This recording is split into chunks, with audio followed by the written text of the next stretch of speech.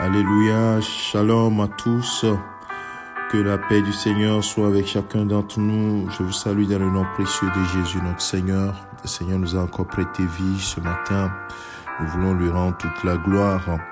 Bien-aimés, ce matin, j'ai à cœur que nous puissions, toi et moi, louer et adorer notre Dieu, Père de tous, celui qui a créé l'univers entier, qui par amour a donné son Fils unique afin que toi et moi, nous soyons sauvés au travers lui.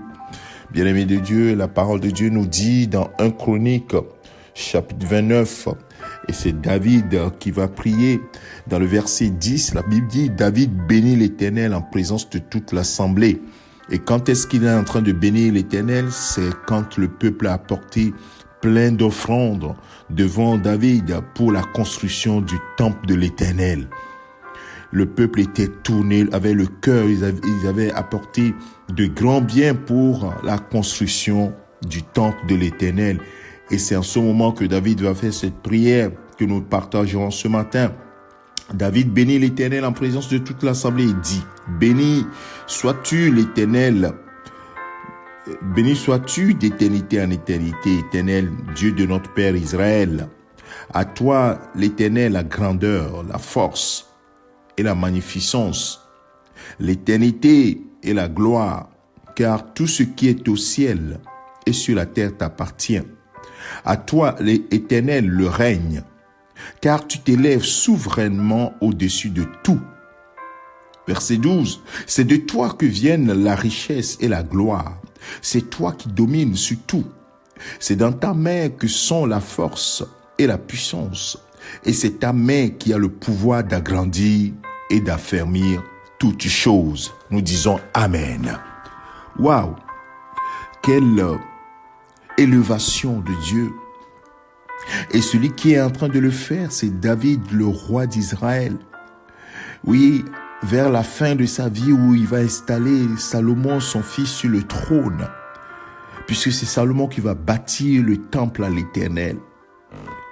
Mon frère, ma sœur, ce matin, j'aimerais également m'associer à cette voix et à la tienne pour dire gloire à notre Dieu, pour l'élever très haut. Lui seul domine sur toutes choses. C'est lui qui élève, c'est lui qui rabaisse, c'est lui qui bénit et c'est lui qui, quand il ouvre, personne ne peut fermer. Quand il ferme, personne ne peut ouvrir, comme la Bible dit. Et de Jésus-Christ dans Apocalypse, c'est la même chose puisque Jésus a les attributs de Dieu. Bien-aimé de Dieu, l'Éternel est grand. Il est infiniment grand, au-delà même de ce que toi et moi nous imaginons. Que toute la gloire, l'élévation soit à lui seul. La puissance, le règne lui appartiennent. Lorsqu'il passe devant Moïse, il déclara, Éternel, Éternel, Dieu miséricordieux et compatissant, lent à la colère et riche en bonté. Bien-aimé, c'est ce qu'il est. Et il fait grâce à qui il veut faire grâce. Il fait miséricorde à qui il veut faire miséricorde. Et toi qui écoutes cette parole ce matin, il t'a fait grâce, il t'a fait miséricorde. Parce qu'il a donné son Fils unique afin de te sauver, de me sauver. Et aujourd'hui, nous avons accès à ce Dieu grand, puissant, glorieux, à qui appartiennent la grandeur, comme David le dit, la force, la magnificence, d'éternité en éternité. Oui, la gloire lui appartient, le règne lui appartient, et tout lui revient, à lui revient toute chose. La Bible dit que la richesse et la gloire sont à lui, la domination est à lui, la puissance est à lui, la force est à lui. Je prie que ce Dieu règne dans ta vie, que ce Dieu règne véritablement dans ta vie. Toi qui m'écoutes ce matin, ce Dieu grand, puissant, glorieux, oh quel mystère, qui maintenant désire venir régner en toi, régner dans ta vie. Et écoute cette exhortation, cette parole que Jésus-Christ a déclarée à ses disciples dans Jean chapitre 14, le verset 23. Il dit, si quelqu'un m'aime, il gardera ma parole. et mon Père l'aimera. Nous viendrons à lui et nous ferons notre demeure chez lui.